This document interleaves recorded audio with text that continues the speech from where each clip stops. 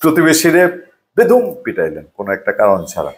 আপনার ধান ক্ষেতের আলের মধ্যে ধরেন একটু ময়লা পড়েছিল, তারপর প্রতিবেশীরে পিটানের এবার প্রতিবেশীর ছেলেরে দিলেন জেলে। তারপর প্রতিবেশীর মেয়ে গেল হেঁটে, তাকে দিয়ে আপনার পরিবারের কাউকে দিয়ে একটু ইভটিজিংও করালেন। তারপর প্রতিবেশী যেন ঠিক মতো ঘুমাতে না পারে, আপনার বাড়ির মধ্যে ফুল ভলিউমে আপনি সাউন্ড বক্স লাগায় গান শোনা শুরু করলেন। এরপর একদিন সকালবেলা পোলাও কোরমা রান্না করে বললেন যে ভাই, এই এতে করে তো আমাদের দুই পক্ষেরই ক্ষতি হয়েছে, চল একটু মীমাংসায় বসি। মীমাংসায় বসলে পরেও মীমাংসা চলাকালীন সময়ে আবার গিয়ে তার বাড়িঘরের সামনে লোকজন জমায়েত করে চিল্লাচিল্লি করলেন ভারত বাংলাদেশ সম্পর্কটা এখন এই জায়গায় কিনা। ভারতও কম করে না, বেশিই করে। বাংলাদেশ আবার দুইজনের একদম পাল্টাপাল্টি, এবং এটা সবচেয়ে বেশি হচ্ছে এখন দুই দেশের বাণিজ্যের মধ্যে। বাংলাদেশ কিছু স্টেপ নিল, এগুলোর পাল্টা স্টেপ নিল ভারত। ভারত তার সেভেন সিস্টার সহ বা ভারতের ভূখণ্ড ব্যবহার করে তৃতীয় দেশে রপ্তানির মধ্যে কড়াকড়ি আরোপ করলো। বাংলাদেশ ভারতের সুতা আমদানি বন্ধ করলো।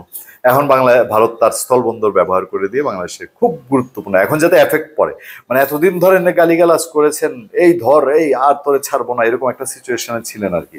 এখন মোটামুটি এসে গায়ে টোকা দেওয়া শুরু করেছেন।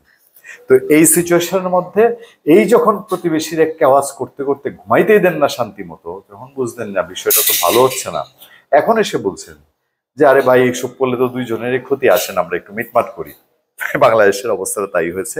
এবার যখন ভারত একটু কড়াকড়ি জায়গায় গিয়ে তার স্থলবন্দর ব্যবহারে বাংলাদেশের রপ্তানিতে বাগড়া ঠেললো, তখন বাংলাদেশ বলছে ভারতের সঙ্গে বাণিজ্য টানাপোড়েন কমাতে চায় বাংলাদেশ। এইবার আসছে আর ওই যে ভারতের বিজেপিরা বলছে বাংলাদেশের সর্বনাশ হয়ে যাবে, বিজেপির কোনো কোনো নেতা। সাম্প্রতিক পাল্টাপাল্টি পদক্ষেপে দ্বিপাক্ষিক বাণিজ্য উভয় দেশের ব্যবসা ক্ষতিগ্রস্ত হয়, ভারতের সঙ্গে চলমান টানাপোড়েন আর বাড়াতে চায় না বাংলাদেশ। ভেরি গুড, অন্তত সময় গিয়েও তো সাধন হচ্ছে না, বোধোদয় তো কিছু হচ্ছে। এই বোধোদয়টা আরেকটু আগে হওয়া ভালো ছিল, বাঞ্ছনীয়। তারপরেও স্বাগত জানাই দুই দেশকেই এই জায়গায় আসতে হবে। আমরা কোনো ধরনের পাল্টা পদক্ষেপ নেব না। মঙ্গলবার সচিবালয়ে কয়েকটি মন্ত্রণালয়ের সচিবদের সঙ্গে ব্যবসায়ী নেতাদের বৈঠক শেষে গণমাধ্যম কর্মীদের সঙ্গে আলাপকালে বাণিজ্য সচিব মাহবুবুর রহমান এই কথা বলেন। না, এখন আর মাফ করে দিয়ে থাক, আল্লাহ দেখবেন, এরকম একটা বিষয়। এ বিষয়ে বিভিন্ন মন্ত্রণালয়, দপ্তর, সরকারি সংস্থা এবং বেসরকারি খাত সংশ্লিষ্টদের মতামত জানতে এই সভা আয়োজন করা হয়। ওই যে ভারতের স্থলবন্দর দিয়ে বাংলাদেশে পণ্য নিষিদ্ধ করার প্রেক্ষিতে গত 13 এপ্রিল বাংলাদেশে 4টি স্থলবন্দর দিয়ে ভারত থেকে সুতা আমদানি বন্ধ করার সিদ্ধান্ত জানানোর পর ভারত সরকার বাংলাদেশি গার্মেন্টস পণ্যের জন্য ট্রান্সশিপমেন্ট সুবিধা স্থগিত করে। এরপর 17 মে ভারত স্থলবন্দর দিয়ে বাংলাদেশের পোশাক, কৃষি প্রক্রিয়াজাত খাদ্য, আসবাবপত্র অন্যান্য পণ্য আমদানিতে নিষেধাজ্ঞা আরোপ করে। চীনের পর ভারত থেকে সবচেয়ে বেশি পণ্য আমদানি করে বাংলাদেশের প্রচেষ্টা থাকবে যাতে আর কোনো উত্তেজনা না বাড়ে। আমরা পাল্টা পদক্ষেপ নিব বলেছেন সচিব। তিনি জানান বাংলাদেশ ইতিমধ্যেই বাণিজ্য সচিব পর্যায়ের বৈঠকের অনুরোধ করে পররাষ্ট্র মন্ত্রণালয়ের মাধ্যমে ভারতীয় বাণিজ্য মন্ত্রণালয়কে একটি চিঠি পাঠিয়েছে। তো কেন এই সাইজের মধ্যে পড়তে গেলেন? দরকারটা কি ছিল? ভারতের সাথে তো সবসময় আমরা আজকে না, গত কয়েক বছর ধরে তো আমরা বলি যে ভারত এত বড় দেশ, বাণিজ্য, অর্থনীতি সব আমাদের চারদিকে ঘেরাও করে, সাথে বাজাবাজি করে কি আমরা পারবো? আমাদের পারার সুযোগ আছে। এটা আমাদের মানে আমাদের জাতীয় স্বার্থ বিলিয়ে দিয়ে না, বিলিয়ে দিলে তো সারা বিশ্ব আছে, বিশ্ব তারা এখন বসে থাকে না। ভারত পাকিস্তানের সাথে লাগতে গেছিল, সারা বিশ্বকে ভারতের সাথে ঝাঁপিয়ে পড়ছে।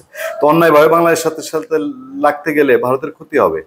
এখন আপনি যদি ভারতের সাথে তাল দিয়ে অন্যায়ই করতে থাকেন, তো ফলে যে এখন এসে আপনার চিউ চিউ মিউ মিউ করে বলতে হইতেছে যে এখন আমরা আর বাড়াবাড়ি করবো না, আমরা এখন ভারতের সাথে গিয়া মিলেমিশে দেখি ব্যবসাটা করে দুই বেলা 3 বেলা খাইতে পারি কিনা। যাক, সব শেষে এই যে বোধোদয়, এটাকে স্বাগত জানাই। এবং ভারত এই নরেন্দ্র মোদীর সাথে ডক্টর ইউনূস বৈঠক করতে চেয়েছিলেন, 6 মাস ঝুলিয়েছে, সেটা না ঝুলিয়ে দ্বিপক্ষীয় আলোচনা, সচিব পর্যায়ে আলোচনায় রাজি হবে। ভারতেরও যদি বোধবুদ্ধি থাকে, কারণ ওই দেশেও তো খেলোয়াড় কম না এবং ধর্মভিত্তিক খেলোয়াড়ও কম না, বহু খেলোয়াড় আছে, উগ্রপন্থী খেলোয়াড়ও কম না বাংলাদেশের মতোই। তো ওই খেলোয়াড়দের তালে না পড়ে দুই দেশের মানুষের সেন্টিমেন্ট বুঝুক, সাধারণ মানুষের সেন্টিমেন্ট বুঝে মিলেমিশে ছিলেন ভাই 50-60 বছরে বাংলাদেশের সাথে বড় কোনো যুদ্ধ খেলাও তো লাগে নাই।